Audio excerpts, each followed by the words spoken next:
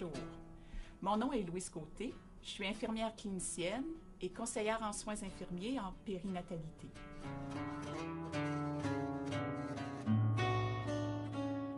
Le bain du nouveau-né est un moment de détente et de plaisir.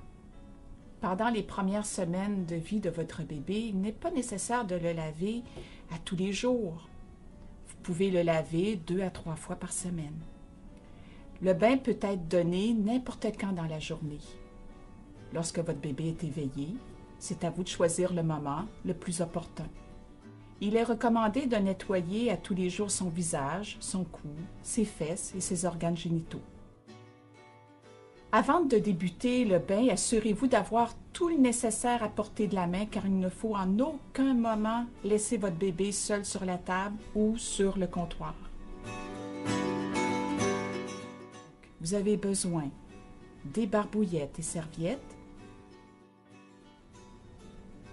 couverture pour envelopper le bébé, vêtements propres, petite camisole, pyjama ou ensemble, une couche,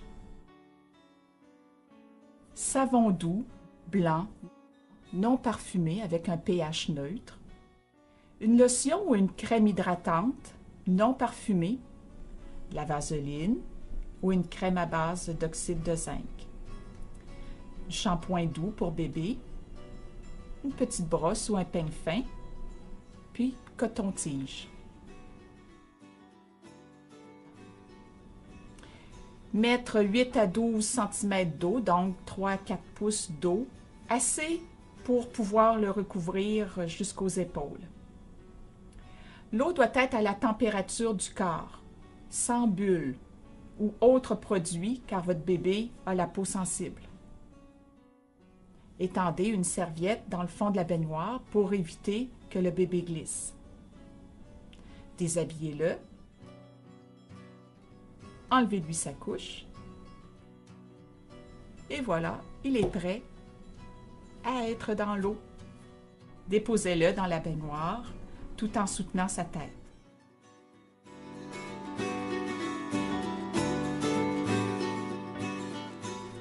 Donc, il faut commencer par nettoyer les yeux, en allant du coin interne vers le coin externe. Utilisez un coin de débarbouillette différent pour chaque œil. Avec un autre coin de débarbouillette mouillé, nettoyez l'intérieur et l'arrière des oreilles. N'allez pas trop loin à l'intérieur de l'oreille, parce qu'on pourrait blesser le tympan et pousser la cire encore plus loin. Avec un autre coin de débarbouillette, il faut nettoyer les narines.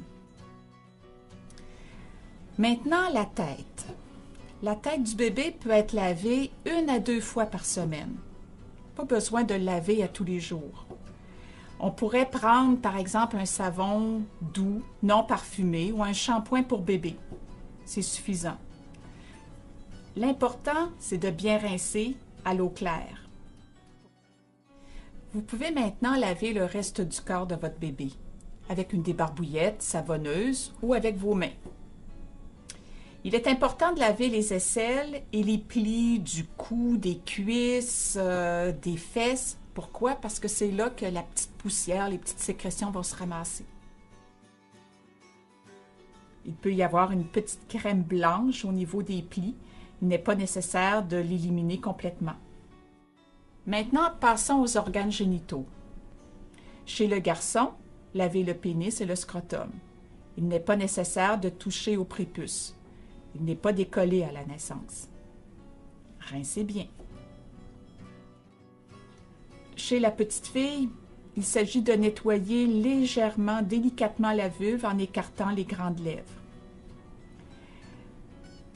Il s'agit d'effectuer un mouvement d'avant en arrière afin d'éviter d'entraîner les selles dans le vagin et l'urètre. N'oubliez pas de bien rincer.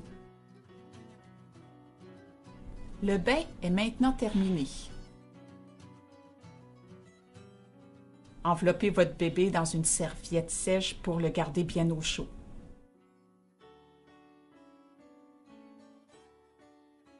Essuyez-le rapidement.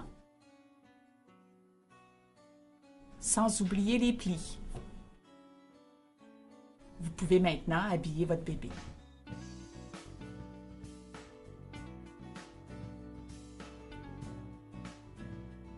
Si vous avez des questions ou des questions qui sont restées sans réponse, parlez-en avec votre infirmière ou référez-vous au livre Mieux vivre avec son enfant. Si vous avez besoin de supervision, votre infirmière se fera un plaisir d'être présente pour ce premier bain.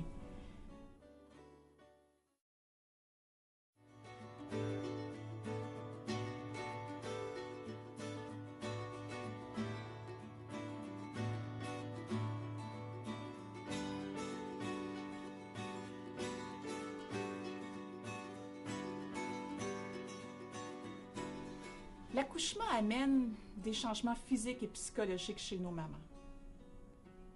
Nous voulons, par cette courte présentation, vous sensibiliser sur la normalité, mais surtout vous sensibiliser à consulter rapidement votre médecin si des situations anormales se présentent.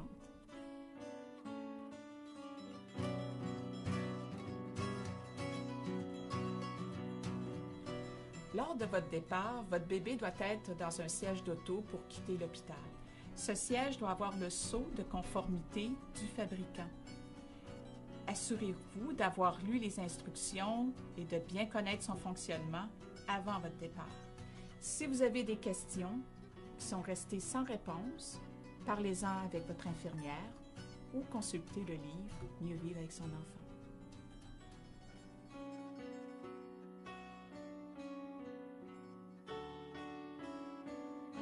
Pour éviter le syndrome de mort subite du nourrisson ou la mort du berceau, voici quelques conseils. Couchez votre bébé sur le dos en tout temps pour dormir. Ne fumez pas dans la maison. Ne surchauffez pas l'environnement de votre bébé. Ne l'emmaillotez pas. Et maintenir une température environnante autour de 20 à 22 degrés centigrades.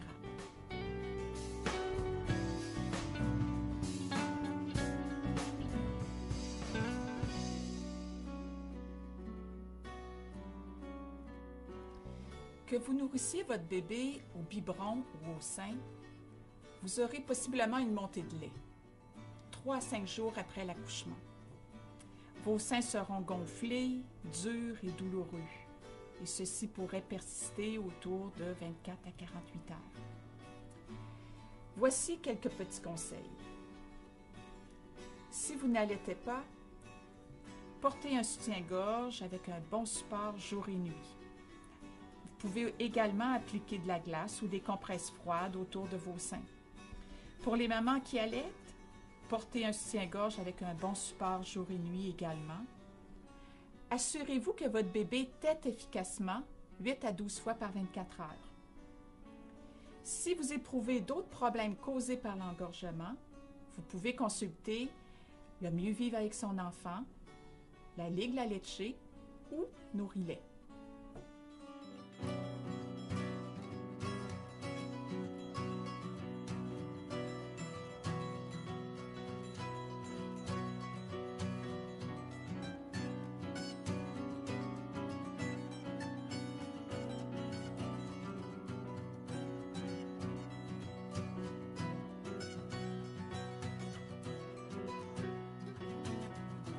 Au retour à la maison, il se peut que vous éprouviez des moments de dépression et qu'on appelle le baby blues. Vous en avez sûrement entendu parler. Ce phénomène est normal et temporaire. Si vous souffrez d'insomnie ou de perte d'appétit et que vous vous désintéressez à votre bébé ou à vos proches, c'est peut-être une dépression postpartum. N'hésitez pas, consultez votre médecin.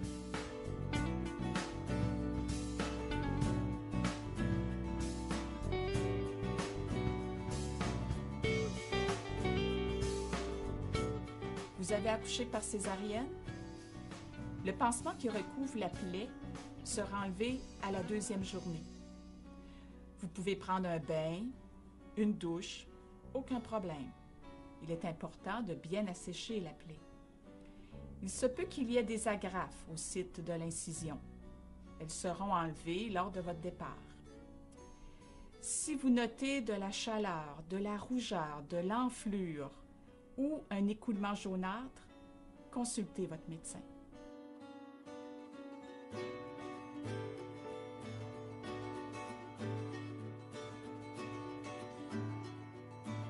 Depuis votre accouchement, vous avez des pertes sanguines, que l'on appelle lochies. Pour les 2-3 premiers jours, ces pertes sont rouge foncé, sont plus abondantes qu'une menstruation. Les lochies diminuent progressivement et deviennent de couleur rosée à brunâtre et sont présentes de 3 à 6 semaines après votre accouchement. Mais attention, si vous remplissez une serviette sanitaire en moins d'1 heure, si vous passez des caillots plus gros qu'un œuf, si vous ou votre entourage remarquez une odeur nauséabonde de vos pertes, ou si vous avez le frisson, ou faites la température de plus de 38,5 degrés, consultez votre médecin.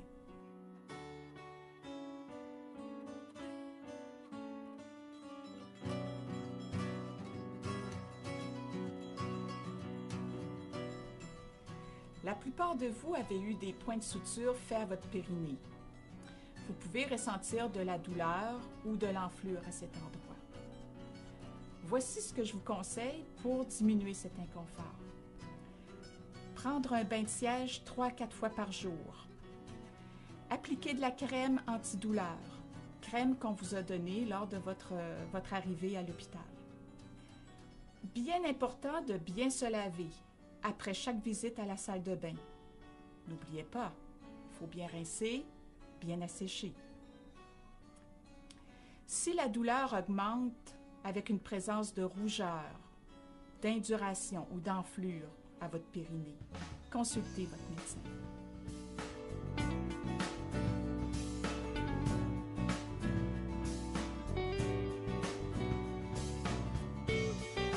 Il peut être normal d'avoir des douleurs au bas-ventre.